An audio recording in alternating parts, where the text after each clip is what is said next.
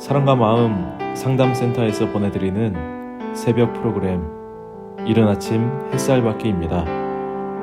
이 시간 말씀을 통해 자신의 존재를 인식하고 성찰하며 하나님의 은혜를 누리는 시간 되시길 바랍니다.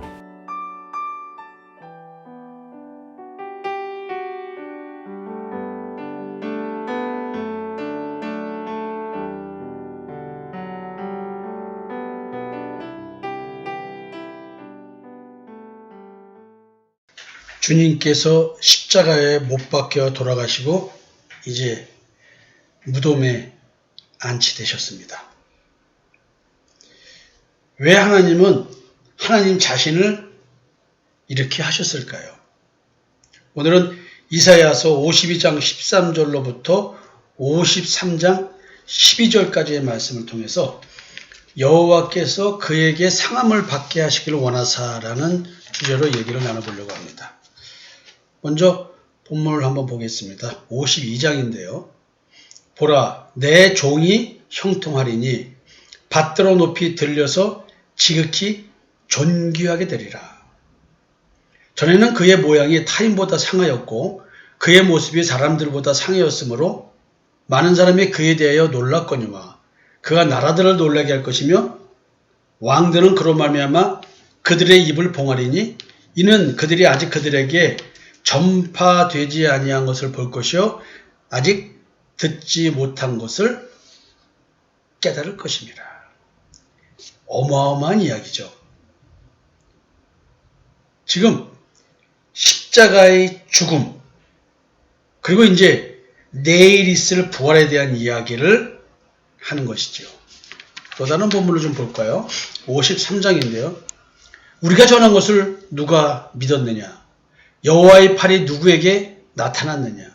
그는 주 앞에서 자라나기를 연한 순 같고 마른 땅에서 나온 뿌리 같아서 고운 모양도 없고 풍채도 없은즉 우리가 보기에 흠모할 만한 아름다운 것이 없도다. 그는 멸시를 받아 사람들에게 버림받았으며 강고를 많이 겪었으며 질고를 하는 자라. 마치 사람들이 그에게서 얼굴을 가리는 것 같이 멸시를 당하였고 우리도 그를 귀히 여기지 아니하였도다.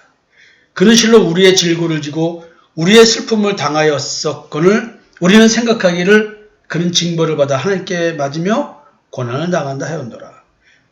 그가 찔림은 우리의 허물 때문이요 그가 상함은 우리의 죄악 때문이라. 그가 징계를 받음으로 우리는 평안을 누리고 그가 채찍에 맞음으로 우리는 나음을 받았도다. 우리는 다 양 같아서 그릇 행하여 각기 제 길로 갔거늘 여호와께서는 우리 모두의 죄악을 그에게 담당시키셨도다.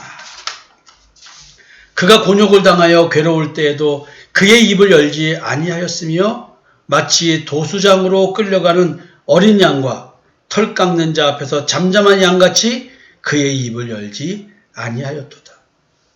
그는 곤욕과 신문을 당하고 끌려갔으나 그 세대 중에 누가 생각하기를 그가 살아있는 자들의 땅에서 끊어짐은 마땅히 형벌받을 내 백성의 허물 때문이라 하였으리요. 그는 강포를 행하지 아니하였고 그의 입에 거짓이 없었으나 그의 무덤이 악인들과 함께 있었으며 그가 죽은 후에 부자와 함께 있었도다.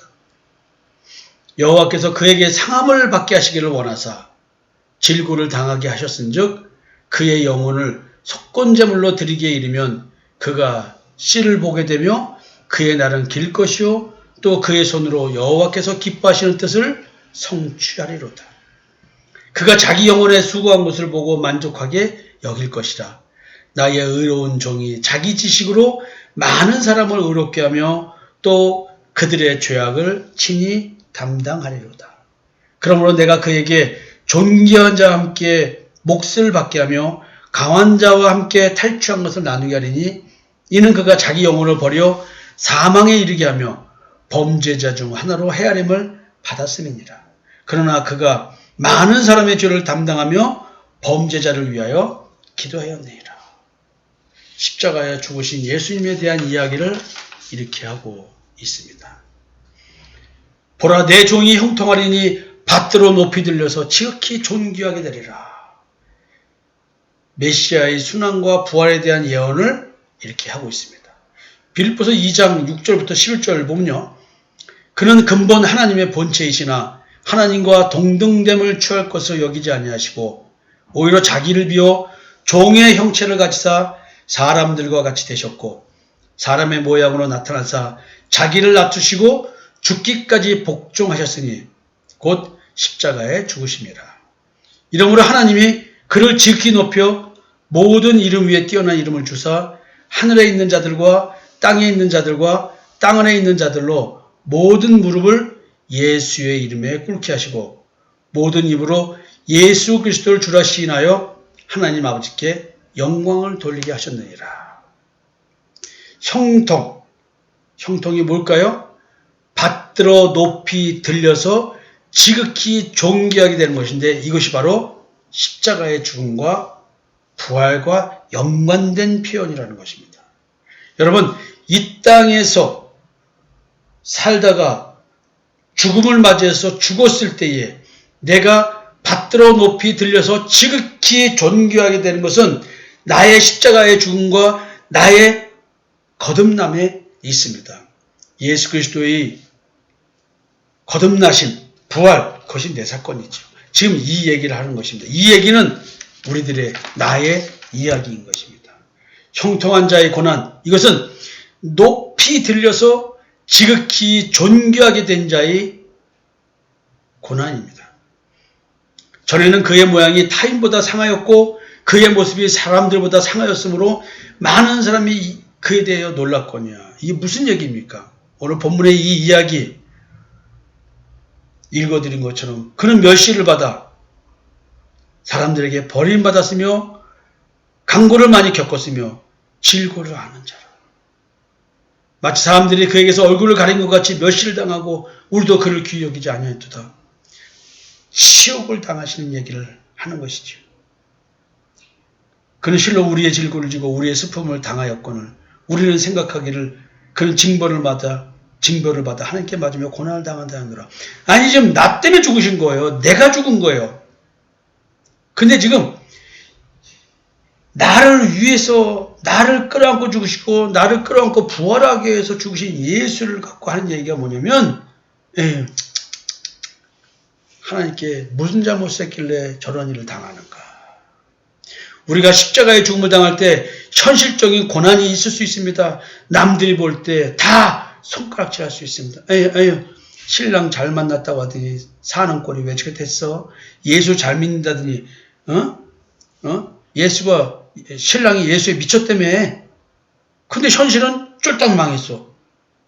어떡해요 여러분? 그가 찔리면 우리의 허물 때문이요 그가 상하면 우리의 죄악 때문이라. 만약에 우리가요 누구를 위해서 지금 복음을 전하면서 내가 너희를 사랑한 것 같이 너희도 서로 사랑하다. 그러면 예수님도 이런 징벌을 받아 하나님께 맞으며 고난을 당한다는 소리를 들으면서 그 영혼을 사랑해야 돼요. 나는 죽어야 돼. 내가 저주를 받아야 누굴 살린다? 그럼 이게 현실적으로 드러날 때는 어떻게 되는 거예요? 내가 망해야 누구를 살린다는 거 아니에요. 그럼 우리들 삶 속에 가장을 놓고 볼 때 가장이 망해야 내 가정에 살릴 사람이 있나 보죠? 여러분 현실로 이걸 가져와 보세요. 그리고 십자가에 죽어야 될 자가 나를 말하는 거 아니에요. 나의 옛사람이 죽어야 되잖아요. 나의 육체와 함께 정과 욕심을 십자가 못 박아 죽어야 되잖아요. 죽을 게 누구예요? 나예요. 내가 죽어야 되면 누굴 왜 죽어야 되는 거예요? 이제 나는 예수님이 나를 위해 죽으신 것처럼 나는 복음 전함을 받은 그 사람을 위해서 죽어야 되는 거예요. 이렇게. 예수 믿는다더니 뭐 저 모양으로 살아? 이런 소리를 들어야 되는 거예요. 여러분, 예수님께서 찔림은 우리의 허물 때문이요. 예수님의 상함은 우리의 죄악 때문이라. 그가 징계를 받으면 우리는 평안을 누리고 그가 채찍에 맞으면 우리는 나음을 받다. 내가 겪는 고난 식구들도 같이 겪겠지만 알고 겪는 자하고 다르죠. 수많은 상처를 받겠죠. 아내도 자식들도 주변 사람들도 이렇게 하겠죠. 누구 때문에 당하는 고난이라고요? 진리를 전하는 자가 그런 고난을 당하는 것은 누군가를 사랑해야 됐기 때문에 예수님이 자기를 사랑한 것처럼 나도 어느 누구를 사랑해야 되기 때문에 이 고난을 겪는 거예요. 또 그가 살아났습니까? 복음으로? 그러면 그 사람은 또다시 누군가의 복음 전함을 받는 자를 위해서 그렇게 살아야 되는 거예요. 그리스도의 십자가의 죽음과 고통, 그것이 내 십자가의 죽음과 고통이어야 됩니다. 귀히 여김을 받지 않고 놀랄 정도로 상한 얼굴, 멸시, 버림받음, 간고, 질고, 슬픔을 당함, 고난을 당함, 찔림, 상한 범죄자, 이런 표현들이 예수에 대한 표현이며 이런 표현이 나에 대한 표현이어야 됩니다. 그것이 여러분들에 대한 표현이어야 됩니다. 여러분, 순환을 당하신 것 혼자 당하신 것인가요? 주님과 내가 연합되었다면 나도 당해야 하는 것 아닌가요? 남은 인생에 그리스도의 고난을 채우는 인생, 이것이 내 인생이어야 됩니다. 여러분, 목회를 통해서 신앙생활을 통해서 어떤 화려한 영광을 얻으려고 하십니까? 화려한 영광은 부활밖에는 없는 것입니다. 주님께서는 어떤 태도를 보이셨냐? 이런 표현이 내게 합당한데 주님께 합당하지 않은 이 용어가 주님이 겪으신 거예요. 누구 때문에? 나 때문에.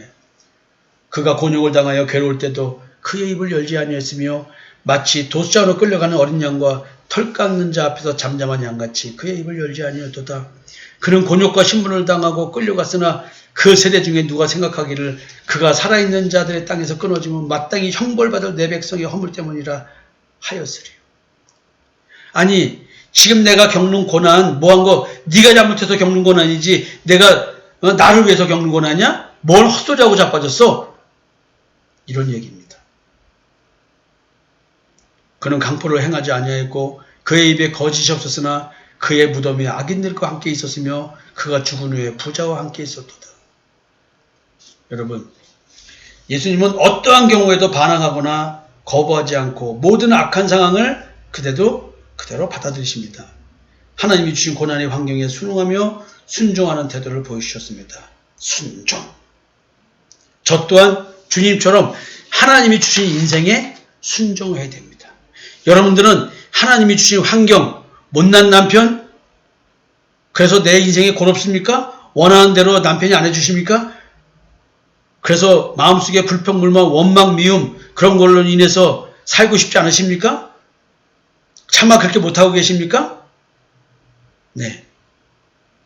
하나님이 만들어주신 구원의 환경에 순종하지 않고 거부하는 자기 자신을 바라보게 된다고 한다면 여러분들은 정말로 하나님 앞에 부끄러워서 낯을 들 수가 없을 것입니다. 여러분, 현실적 현상으로 구원자의 모습은 어떤 모습일까요? 이 모습이 나의 모습이기도 해야 됩니다. 그는 주 앞에서 자라나기를 연한 순 같고 마른 땅에서 나온 뿔 같아서 고운 모양도 없고 풍채도 없은즉 우리가 보기에 흠모할 만한 아름다운 것이 없도다. 어쩌면 진리를 가진 자가 이런 모습일지도 모릅니다. 도대체 세상적으로 보면은 가진 게 아무것도 없어. 뭐 있어 보이지도 않아. 대단해 보일 게 아무것도 없어. 지금 우리가 본받아야 될 구원자의 모습이 외모는 신뢰할 만한 구원자의 모습이 아니라는 거예요. 그렇지만 마음은 하나님의 뜻에 순종한 자라는 것입니다. 저도 마찬가지로 세상적으로 가진 건 아무것도 없어요. 그래서 여러분도 나를 우습게 볼 수밖에 없어요. 어쩌면 내 자식도 내 아내도 너무나 세상적으로 별별이라는 능력 없는 아버지이기 때문에 이렇게 볼 수 있어요. 그러나 하나님은 내가 하나님께 순종하고 있는 이것으로 나를 구원자를 대신해서 보내준 창조사에게 동참하는 그 영광스러운 삶을 살게 해주시는 것입니다. 여러분, 고난받는 종, 그 그리스도와 나는 연합된 존재입니다. 그래서 나는 하나님의 뜻을 따라서 순종할 수 있는 자가 되어야 되고요. 그 결과 나는 이미 대속의 은총을 믿는 자로서 하나님의 자녀가 되어 있다는 것입니다. 오늘 세상 사람들은 세상의 기준으로 네가 무슨 하나님의 자녀라고 말하지만 나는 하나님의 뜻에 순종하는 자이고 예수 그리스도의 십자가의 대속의 은총을 믿기 때문에 나는 하나님의 영광을 받은 귀한 자인 것입니다. 우리는 다 양 같아서 그를 행하여 각기 제 길로 갔거늘 여호와께서는 우리 모두의 죄악을 그에게 담당시키셨다. 선악을 알게 한 나무의 열매를 먹고 내가 하나님의 의를 착각해서 자기의 의를 추구하면서 그렇게 바르게 살려고 노력했던 내가 얼마나 가증스러운지를 깨닫고 얼마나 바보 같은 존재인지를 깨닫고 이제서야 하나님이 원하는 의가 믿음의 의라는 사실을 깨닫고 성경을 다시 보니 주님이 나를 위해서 죄악을 담당하셨구나 하면서 그 십자가의 대속의 은총에 그것이 어떤 것인지를 하루하루 깨달으면서 살아가는 자가 되었다는 것이죠. 여호와께서 그에게 상함을 받게 하시기를 원하사 질고를 당하게 하셨은지요. 하나님이 하나님의 아들 독생자를 십자가에 죽이기를 원하셨대요. 하나님께서 예수님이 상함을 받게 하시기를 원했대. 그렇다고 한다면 오늘 하나님은 예수님은 내가 상함 받기를 원하신다는 거 아니에요? 너무나 슬픈 거야. 근데 이게 영광이래. 하나님의 뜻이래. 나를 향한 하나님의 뜻이래. 내가 상함 받기를 원하신대. 아이고 주여. 근데 이 상함이 나의 기쁨이며 감사며 즐거움이어야 됩니다. 그의 영혼을 속건제물로 드리기에 이르며 그가 씨를 보게 되며 그의 날은 길 것이요 또 그의 손으로 여호와께서 기뻐하신 뜻을 성취하리로다. 여러분, 예수님이 희생의 대속제물로 드려줬잖아요. 나도 희생의 대속제물로 드리는 삶을 사는 것입니다. 그가 씨를 보게 되면 씨가 누구예요? 예수 그리스도 자기 자신이잖아요. 그의 날이 길다. 영생을 얘기하겠죠. 여러분, 여호와께서 기뻐하신 뜻 뭐예요? 십자가의 죽음입니다. 그래야 새로운 피조물이 됩니다. 그가 자기 영혼에 수고한 것을 보고 만족하게 여길 것이라. 예수 그리스도는 그래서 영광을 받으셨죠. 부활의 영광을 받으셨습니다. 첫 열매였습니다. 그래서 주님은 십자가의 죽음에서 다 이루었다라고 외치셨죠. 나의 의로운 종이 자기 지식으로 많은 사람을 의롭게 하며 또 그들의 죄악을 친히 담당하리로다. 여러분, 사랑은 허다한 죄를 덮는다 했습니다. 사랑은 허다한 죄를 덮습니다. 내가 사람들과 만남 속에서 그 하나님이 주신 그 사랑이 있을 때에 그 어떠한 갈등 상황에서도 사랑으로 죄악을 덮으면서 그 죄를 내가 담당하겠죠. 그러므로 내가 그에게 존귀한 자와 함께 몫을 받게 하며 강한 자와 함께 탈취한 것을 나누게 하리니 이는 그가 자기 영혼을 버려 사망에 이르게 하며 범죄자 중 하나로 헤아림을 받았음이니라. 그러나 그가 많은 사람의 죄를 담당하며 범죄자를 위하여 기도하니라. 많은 사람의 죄를 담당하고 범죄자를 위하여 기도하였다. 이게 십자가의 죽음입니다. 나의 구원, 나의 해방을 위해 그리스도가 상함받기를 원하신 하나님, 죄의 집에서 해방시켜 주시기 위해서 그리스도를 상하게 하신 하나님, 마귀 사탄의 사망 권세에서 해방시키기 위해서 구원시키기 위해서 그리스도를 상하게 하기를 원하신 하나님, 율법의 저주에서 나를 해방시키고 구원시키기 위해서 그리스도를 상하게 하기를 원하신 하나님, 얼마나 아픈 사랑을 나를 위해서 하신 하나님. 여러분, 이런 것들이 지금 느껴져야 됩니다. 그리스도와 연합되어 장사된 자 누굽니까? 그게 나이거든요. 여호와께서 그리스도와 연합된 자에게 상함을 받게 하시기를 원하시기 때문에 하나님은 내가 그리스도와 함께 상함받기를 원하시는 거예요. 예수 그리스도의 십자가의 대속의 은총을 믿는 자들은 전파되지 아니한 것을 볼 것이요 아직 듣지 못한 것을 깨달을 것입니다. 누가요? 예수 그리스도의 십자가의 대속의 은총을 믿는 자인 내가, 우리가. 여러분, 만물이 지켰습니다. 그리스도와 연합된 자에게 요구되는 것이 무엇일까요? 세 계명을 너에게 주노니 서로 사랑하라. 내가 너희를 사랑한 것 같이 너희도 서로 사랑하라. 너희가 서로 사랑하면 이로써 모든 사람이 너희가 내 제자인 줄 알리라. 여러분, 그리스도와 연합된 자에게 요구되는 것은 사랑입니다. 십자가의 죽음, 내가 너를 위해서 십자가에 죽고 부활했으니 너도 누군가를 위해서 십자가에 죽고 그를 끌어안고 부활하게 해줘라. 여러분, 그래서 그리스도의 제자임을 증명하는 길, 그리스도와 연합된 자임을 증명하는 길은 오늘 부어주신 하나님의 사랑으로 말미암아 사랑하는 것입니다. 그래서 그리스도와 연합된 자의 삶의 증거가 무엇인 줄 아십니까?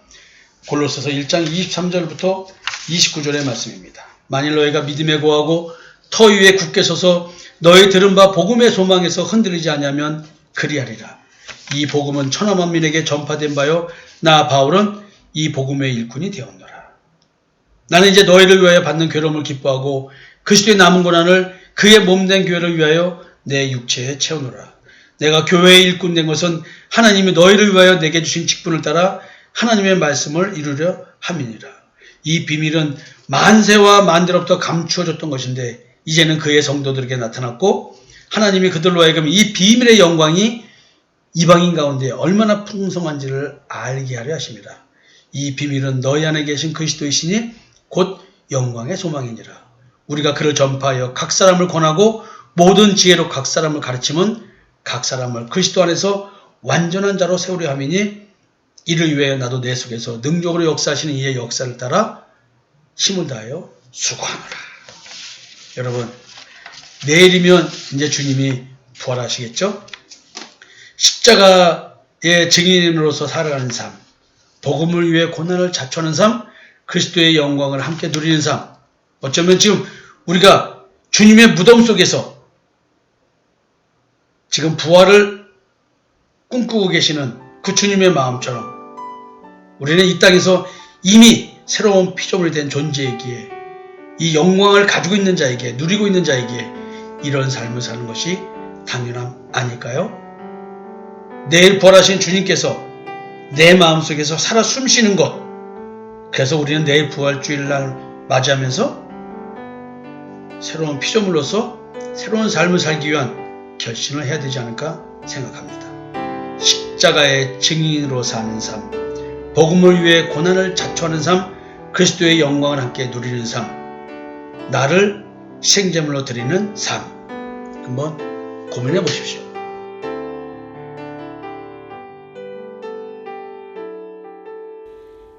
지금까지 사랑과 마음 상담센터에서 보내드린 새벽 프로그램 이른 아침 햇살받기였습니다.